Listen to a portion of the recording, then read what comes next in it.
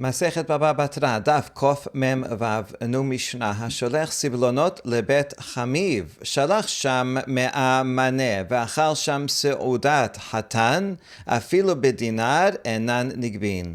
לא אכל שם סעודת חתן, הרי אלו נגבין. If a groom sends gifts to his father-in-law's house, this was customary, that they would do kiddushin, and then it might be many months, up to a year, that they did not yet get married because everybody's preparing for the wedding and the house and all that. So during that year, it was customary for the groom to send gifts to the father-in-law's house. So he sends some gifts. Now, what happens if the marriage never happens? Maybe he changes his mind and he gives her a get, or one of them dies. Now the question is, what about all those gifts? Can the groom or his estate demand those gifts back? So that's the case, that's the question. So if he sent, let's say, a lot of money, 10,000 dinar, a huge amount, and then the groom ate by his father-in-law's home a seudat chatan, a nice groom's feast. In that case, even though the feast might have been only worth 1 dinar, he no longer can take the gifts back. However, if the groom never ate a groom's meal at his father-in-law's house, then he can take the gifts back. The idea is as follows. He sent this gift, right? They did kiddushin. He sent this gift. And then, let's say he says, okay, I don't want to, I'm giving a get, I don't want to go through with the marriage. Then he can say, those gifts, right, I want them back. That makes sense. He should get them back. The gifts were only there so that it was celebrating, anticipating the upcoming marriage. So that's if he didn't eat a meal there. But if he eats a meal there, then by doing that and celebrating together, in his mind he says, I'm so happy here, and he relinquishes his rights of taking back the gift by eating a meal there. All right, so it's just a psychological reality that if he's there and he's happy and enjoying, then he says, okay, I'm definitely in. These gifts are totally yours. Later on, if he dies or she dies or he changes his mind, well then, that's it. He already waived the rights to get the gifts back. The Gemara will explain that this is only talking about gifts that are perishable. That's what he's agreeing to give away and not take back. But if they're not perishable, then he can still get them back. Things like jewelry, not perishable. Okay, so we're going to see a couple of more limitations on this law.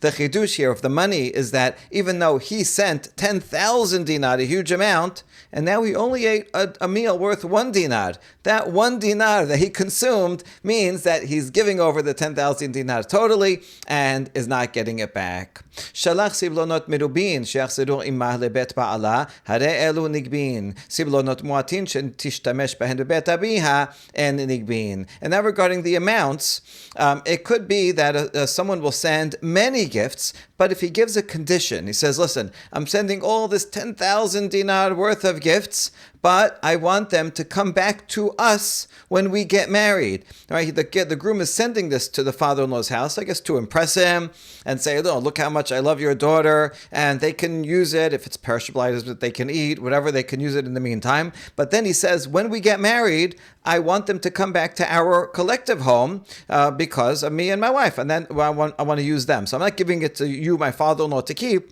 I'm going to get them back eventually when I get married. If he makes that condition, then even if he eats a meal in his father-in-law's house, because he made that condition, if the marriage breaks up, he can get the gifts back, because he didn't give it as a total. He said, I'm not giving it as a total gift to my father-in-law. I'm going to, no matter what, even if we get married, I'm going to take them back into our home. However, if it's a few gifts and these are things that are meant to be used while in the father-in-law's house, then they are not collected. So it's not about whether it's a lot or a little. It really depends on what condition, what the expectation is. So he sends just a couple of things, and the idea is that, here, you're going to use this while you're in father-in-law's house, and then the marriage is broken up, then he does not collect those things. Amar Rava, Davka dinar, aval pachot midinar la. Rava says, when it says the meal, if he eats a dinar worth of food at that meal, then he forgoes all of the gifts. But if the meal is less than a dinar, he just has a snack, then that does not forego, because that's not a groom's meal. If it's less than a dinar, it's only a snack. Pishita, isn't that obvious? Dinar tenan. The Mishnah says a dinar, so why does Rava have to come tell us, oh, a dinar? I know it says a dinar. Because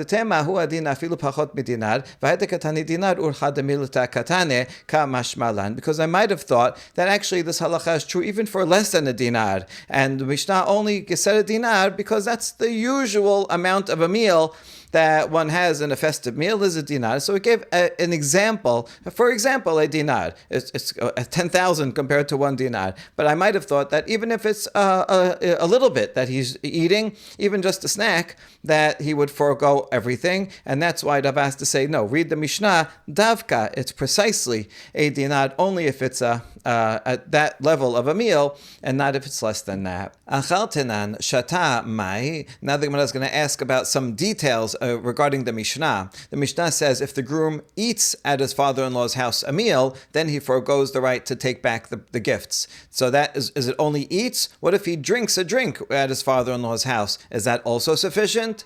Furthermore, the Mishnah says, Hu tenan shilucho mai, says if the groom went and ate something there, then he forgoes. What if not the groom didn't eat, but a messenger went and had something there? Is that the same thing?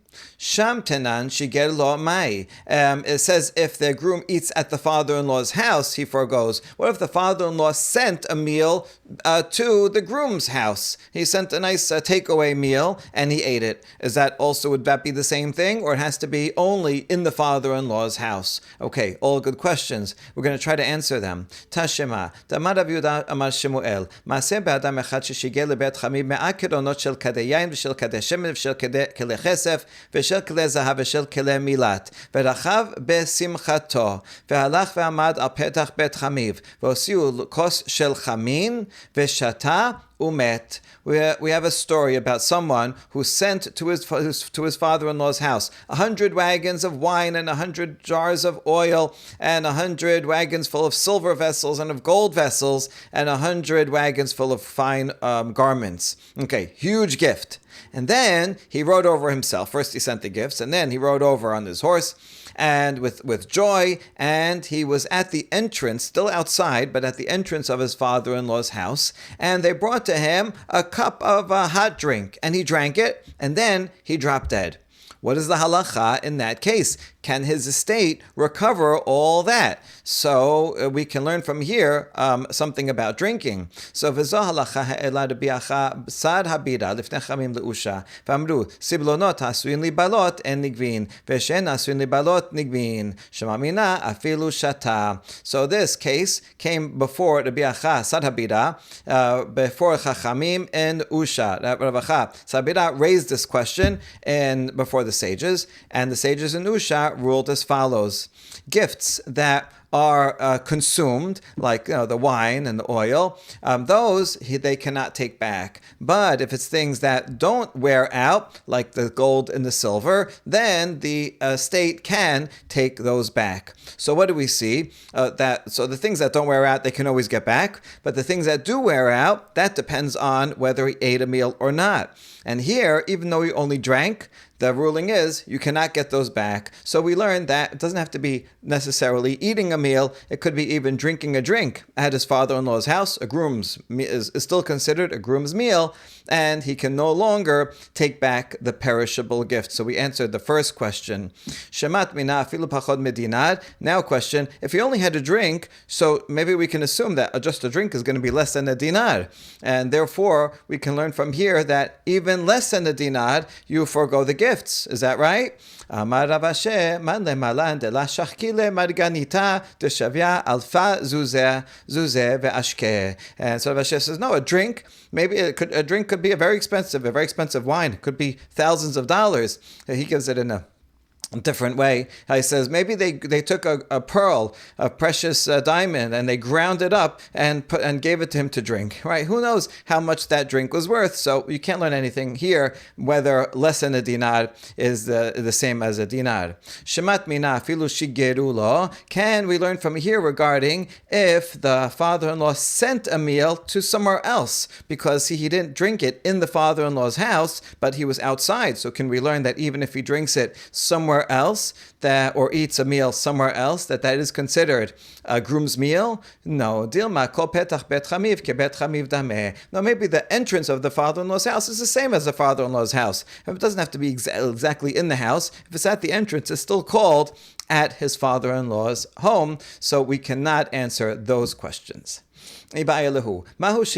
Question, what if he went and had just half a dinar worth of food? So can you prorate the gifts that he can come back with? If he had a whole dinar, then he can't take any gifts back.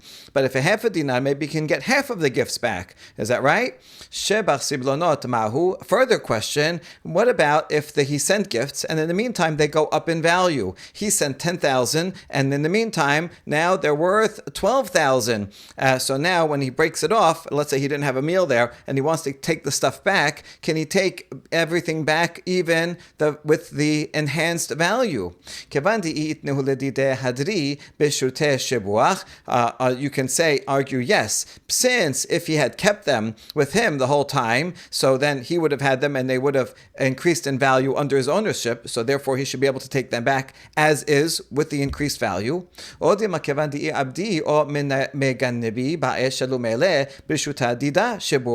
could argue the other way around. Let's say he sent these gifts and they got lost or stolen.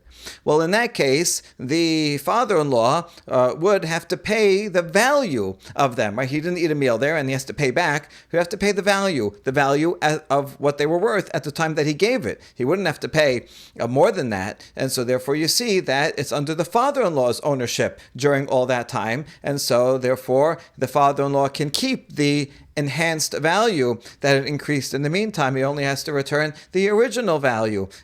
We have two sides here. We leave this unresolved. Rava asks about gifts that are typically consumed, let's say the wine, but in this case, they didn't. No one drank the wine, and it's still good. It's a perishable item, but right now it's still fresh. It's still good. And let's say he ate the meal at the groom's house. So we said that gold and silver, even though he ate the meal, he gets back. So perishable items he doesn't get back. So when we say perishable items, that means because they were consumed. So now the father-in-law does not have to pay. That's for sure. If they already drank it, he doesn't have to pay. But here, this is an in-between category. It is consumable, but it has not been consumed. So maybe because it's still there, he can get it back like the gold and silver.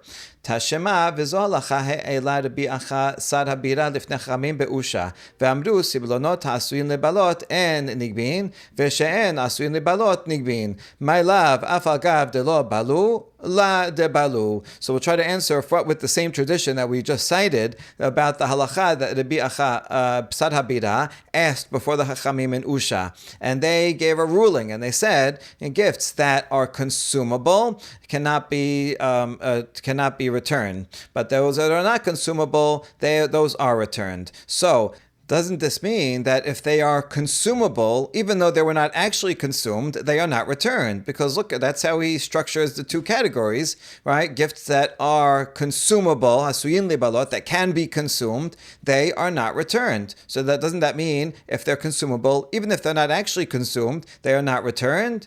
And we answer, no, not necessarily. Maybe it means that they were consumed, right? The items that are consumable and in fact were consumed are not returned. But if they were not consumed, then are not returned. So this tradition is still a little too ambiguous to get a definitive conclusion. Let's try again. Tashema. Siblonot mu'atin shenishtamesh bahen v'hi bebet abiha en nigbin. From the Mishnah, the end of the Mishnah says, let's say there's just a few gifts, but these are items that generally she would use while she's still in her father's house. Those he does not get back. So you see that these are items that he does not get back, and it doesn't matter whether she actually used them or not, because they're things that are usable, consumable in her father-in-law's house, they don't get collected back. So doesn't this prove that if they're consumable, then they're not collected back? Tirgema Rava beyeba v'sibcheta. We said not necessarily, because this Mishnah could be talking about not food, consumable items, but maybe a snood or a hairnet, something that it's a cheap item, but but something that she would use while she's in her father-in-law's house. So it's a small item that is meant to be used while she's in her father-in-law's house. That cannot be collected because that's not meant for them to take along with them when they get married, waiting for them. This is something that she would simply use herself while she's in her father-in-law's house. So he has in mind to give it to her as a gift totally, and he's not expecting that he's ever going to get this back. So this is actually not talking about food or consumable perishable items. And so again, there's no proof from here. אמר רב יהודה אמר רב, מעשה באדם אחד ששיגר לבית חמיו יין חדש ושמן חדש וחליף פשתן חדש בעשרת. Rav Yehuda says the name of Rav, a story about a person who the groom sent to his father-in-law's house some new wine, some new oil, some new linen garments. And he sent this at the time of Shavuot. That's the end of the story. So we ask, Kamash Malan, what's the point of this story? What is it teaching us? One possibility is it's showing us how great Eretz Yisrael is. Shavuot is right when the fruits are beginning to ripen. And so you might think, well, it's impossible on Shavuot to have new wine. New wine means it was just made. It's still like grape juice. It's only fermented maybe a little bit. So is it possible to have already wine that the fruit is already ripened? And the answer is yes. In Eretz Yisrael, it's an amazing country. And even though that's just when the fruit season is beginning, it's already possible to harvest enough wine and olives to make oil and wine. Or an alternative lesson that we learn from this is that if a groom says, hey, I sent you new wine and new oil on Shavuot, we might have thought that since it's so rare, because generally the fruits are not yet ripe, we should reject the claim because we say that's impossible that you would have new wine in Shavuot. And therefore it comes to teach us that it is possible in Israel sometimes enough of the fruit ripens quickly that you can have new wine and new oil even on Shavuot. Amar Rav Yehuda Amar Rav, Maaseh be'adam echad she'amru lo, ishto totranit hi, v'nichnas achareha lechurba lebodka. A story about a person that there's a rumor. Someone said, your wife has a smelling impairment, which is a problem. And it's sufficient grounds that the husband can break off the kiddushin or even the nisuin and not pay her ketubah. This would be a hidden impairment. If it's something that the husband didn't know about, that she has this blemish, then he can say, well, I would not have married you had I known that you had this blemish. Maybe it seems like a small thing to have a smelling impairment, but how's she going to cook if she can't smell the food that she's cooking, right? And so therefore, he heard a rumor that his betrothed has such a smelling impairment. And so he wants to check her. So it happens to be she went into a ruin, which is not a good place to go into because they're dangerous. They could fall down, and that's what is going to happen. But anyway, that's where she was. And so he goes to check to see if she can smell or not. Amar la reach senon ani meriach bagalil. V'amar le man yahib lan mikot tavot diricho v'achal nabe. So he takes a date with him and he carries it into the ruin. But he says, I smell a radish from the Galilee. Okay, so he's making believe it's a radish to see if she would say, I don't know, I don't smell anything, or I smell a radish. But in fact, she passes the test and says, oh, I wish I could have a date of Yericho, and I would eat that. Meaning, she in fact smelled a date and not a radish. So she passed the test, and therefore he is not going to divorce her, and if he does, he would have to pay. Nefal ala churba umeta. The end of the story, unfortunately, is I guess he left, and the ruin fell on her, and she died. And now the question is, can he inherit her? Because they only did kiddushin, normally no. You do not. A man does not inherit his wife if they only did kiddushin, only if they are fully married with nisuin. However, since they were in a ruin together, that's a private place, it's a secluded place. So that means they did yichud. If a couple who did kiddushin then have yichud, are secluded together, that is considered then that they're married. So that's the question: are they considered married here or not? and can he then inherit her? Amru Chachamim, Ho'il v'lo nichnas achareha ela lebodka, meta eno yorsha. Chachamim said, no, since he went into the ruin only to check her, to test her smell, but he did not go with intention to be secluded with her, to have yichud, to be married. Therefore, they are not married, fully married, no nisuin, and therefore, once she dies, he cannot inherit her. They are only mekuda. There's only kiddushin here. Siblonot mu'atin shentishtamesh bahen bebet abiha. Now we quote the end of the Mishnah that says, if he sent her just a little bit of gifts for things that she would use while she's in her father-in-law's house, then those do not go back to him, even if the marriage breaks off. Yeteb Rabin Sabah Kamed Rav Papa v'Yeteb Kamad Ben Shemetahi Ben Shemetahu Hadarhu Siblonot Hadre Machal Mishte La Hadre. So Ravin, the elder, was sitting before Rav Papa, and he taught the following law: whether she dies, or he changes his mind and doesn't want to get married anymore, and he has to give a get because they did kiddushin. In all those cases, he gets the gifts back. That's the non-perishable gifts, silver and gold stuff he'll get back, but the food, the perishable items, he will not get back. We'll have to assume that he had a meal at his father-in-law's house, and so therefore he does not get those things back, and after all, he's the one that changed his mind. Still, he can get the non-perishable items back. However, hadra be'ihi, hadra afilu kisha diarka. But if she changes her mind and says, I don't want to marry you anymore, I want a divorce, well, then he gets all the gifts back, everything.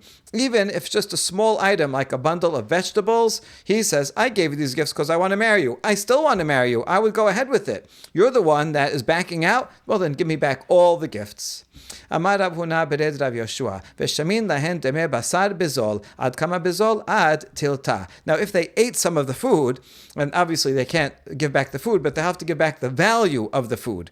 When you evaluate how much the food is worth, so Rav Huna, the son of Rav Yoshua, says, we estimate the value of meat not according to the price that he paid. Maybe the husband went to an expensive butcher and bought an expensive piece of meat and he sent it. They don't have to pay for that, but rather they only have to pay for a pound of meat, however much it was, the same pound, but at a cheaper price, because the father-in-law can say, well, listen, we ate the meat, but we don't know how much you paid for it, and we could have gotten also a pound of meat for cheaper from some other place.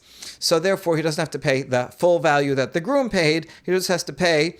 They have to pay for the same, for an amount that they could buy the same amount of meat, even if they can get it cheaper. So how much is that? B'demei basar bezol? And the answer is up to 1/3 less than he paid. That would be the price difference between a pound of meat in an expensive place or a cheap butcher would be 1/3 of that price. So therefore, that's all that they have to pay. Next Mishnah, שחיברה שכתב כל נכסיו לאחרים, ושיער קרקע כלשהו מתנתו קיימת. לא שיער קרקע כלשהו אין מתנתו קיימת. Someone is on his deathbed, very ill, but it turns out in the end he actually will get better.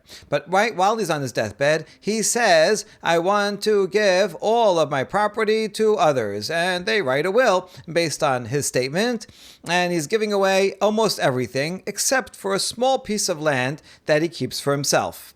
If then he gets better, his gift stands. Why? Because he kept some for himself. Why would he keep some for himself? He's saying, just in case I get better, I'll keep this small amount for myself. So that means that whether or not he got better, he definitely wants to give all that other stuff away as a gift. It could be he just wants to give a gift. He's in that situation. He's thinking about the people that he likes, his friends, his family, and he wants to give all that as a gift. However, if on his deathbed he didn't leave for himself anything at all, then he gets better, then the gift is null and void. Why? Because a person would not leave himself with nothing if he thought that he might get better. That means he said, it's on condition. Since I think I'm going to die, so I'm going to give everything away. There's no point in keeping anything for himself. Turns out he's better. He says, oh no, I only wanted to give everything away because I thought I was going to die.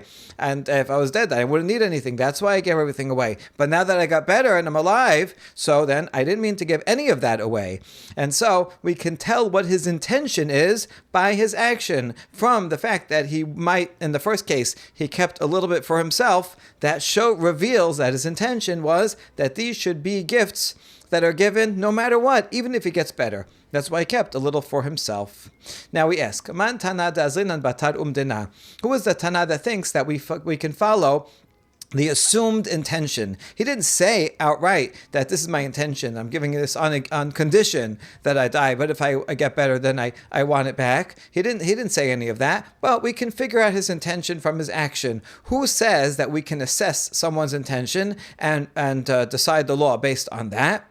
Amar Rav Nachman, Rabbi Shimon ben Menasya hi detanya, Haresh alach beno midat hayam, v'shama shemet beno, v'amad v'chatav kol nechasav le'acher. So Rav Nachman says, the Tana is Rabbi Shimon ben Nasya, as we see him quoted in the following Baraita. Let's say a person's son goes and travels travels overseas. This was very dangerous back then.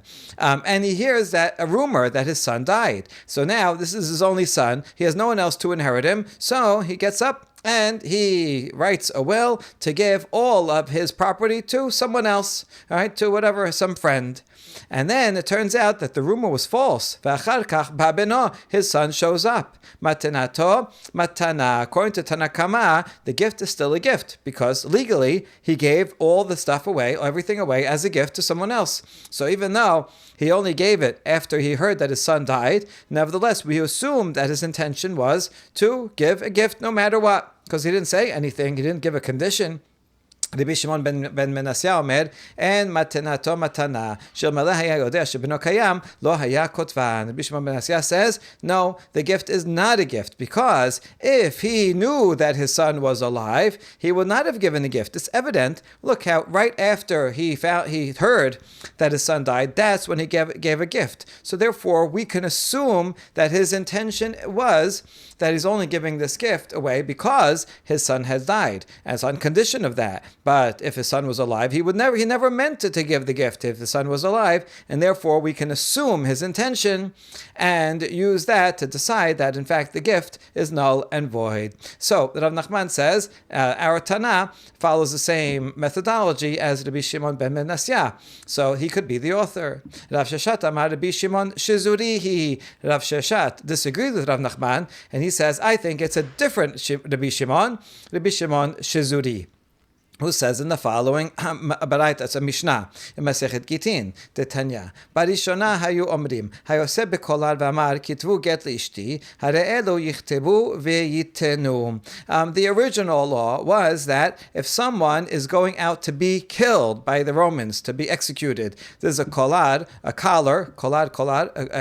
collar, both come from the same Greek word, and it's a slave would have this collar around him with a tag to identify him, and so also someone who was going to be executed might have this. So this is a way of saying someone is about to be executed, he's on death row, and he says, right, while he's on the way to be executed, write a get for my wife. The problem is he didn't say kitvu utnu. In order for it to be a totally valid statement, let's say a person is alive and well and not being executed, and he says write a get. Well, then the people that hear it, they can write a get, but they can't give it because maybe he just wants to have it written so he'll be ready, so that if he decides to give it, if he gets very angry, whatever, then he'll give it later. But they can't give it unless he says give it. But in this case, since he's about to be executed, we assume that why would he say write it and put it in the drawer for later? He's getting killed in an hour, so there's no point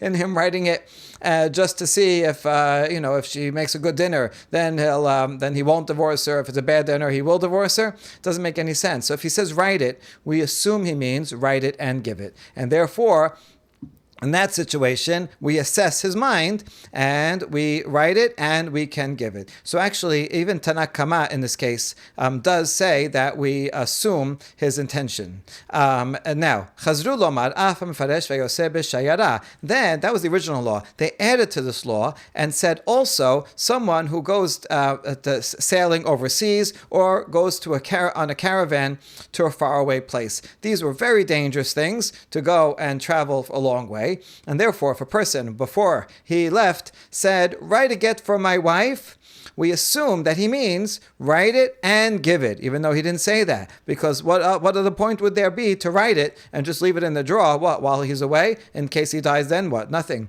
Wouldn't be able to give it. So he assumed that he means write it and give it, because such a dangerous mission, I don't want my wife to be stuck. I don't want her to have to do yibum. And so he says, write it, we write it and give it. Rabbi Shimon Shizuri Omer Af HaMesukan. Rabbi Shimon Shizuri adds yet another case of someone who's very ill. If he's very ill and he says, write a get from my wife, we assume he means write it and give it, even though he didn't say give it. Since he's so ill, we don't think that he's just writing it to keep around to use at another time. We assume he means write it and give it. Rabbi Shimon Shizuri is adding to all of the previous ones, so he's in agreement with the previous statements as well. But in fact, all the Tanaim here assume that we follow the assessed mind of intention of a person. Rabbi Shimon Shizuri takes it to the furthest extent. So Rabbi Rav Sheshet says the author of our Mishnah is Rabbi Shimon Shizuri, even though he didn't say explicitly to give it. We assume, based on the circumstances, that that's what he meant, and we use that to apply the law that we give it, even though he didn't say to give it. Good. So now we have two possibilities of who could be the author of the Mishnah. So why they disagree? Rav Nachman, how come he doesn't agree with Rav Sheshet and say that Rabbi Shimon Shizuri is the author of our Mishnah? And the answer is Shani Atam Damar Kitvu. No, there it's different, because you don't have to rely so much on the person's mind, since he actually said write it. And there would be no point of saying to write it unless he meant write it and give it. And so therefore, in this case, you don't really have to divine what his possible intention is. It's actually very clear, right? So you don't really have to assess his mind. You can just say he said a statement, and the statement only makes sense if he wants us to give it, because otherwise, we're not going to see him anymore. He's back to be executed, or he's about to go away. And so therefore, you don't really need much of an assessment of mind to say this is true. Whereas in our Mishnah, where he says give a gift, it could very well be that he meant give a gift because I fully want to give a gift, right? Now's a good chance to give. I've been meaning to give this guy a gift, and I wants to give it no matter what, whether he dies or gets better. So there's no way to tell. So you can't tell from this case that Rabbi Shimon Shizuri would agree about the Mishnah. Maybe only when he says a statement that is really unambiguous, because there's no other way to explain why he would want to get written. But Rabbi Shimon Shizuri might agree in this case, but not agree in the case of the Mishnah, where his statement makes perfect sense as a full gift. Rav Sheshet ma'itama la mokim la Rabbi Shimon ben Menasya umdena demuchach shaneh. How come Rav Sheshet doesn't agree with Rav Nachman's answer that this is Rabbi Shimon ben Menasya, who said that when someone hears a rumor that his son dies and then writes a gift to someone else, and then his son turns out to be alive, that we assume that he wanted to give it to his son, and therefore not to that person, and therefore the gift is null and void. So we're analyzing his intention. So how come Rav Sheshet doesn't like that answer? And we explain an assessment that is proven, meaning it's pretty evident assessment. Doesn't take a genius to figure out, well, he just heard a rumor that his son has died, and then immediately gave the gift. That makes it kind of obvious that he only is giving the gift because he thinks that he has no son. But otherwise, he wouldn't. So this doesn't take a giant leap of faith to figure out what his intention is. This is kind of obvious. It's a lot less obvious in our Mishnah, where it's true the person's on his deathbed and he's giving a gift. But maybe he just wants to give a gift, but he's keeping some for himself. And maybe really the rest he really wants to give as a gift, because, now's the time that he's thinking about all the people that he loves. And so he wants to give it a gift no matter what. And so even though Rabbi Shimon ben Yochai says, in this case, that the gift is canceled, he might not necessarily agree that we go all the way into the mind of the person on his deathbed and know what we say. And therefore, Rav Sheshet says, I think Rabbi Shimon Shizuri is a better candidate to be the author of our Mishnah. Baruch Adonai Le'olam. Amen ve'amen.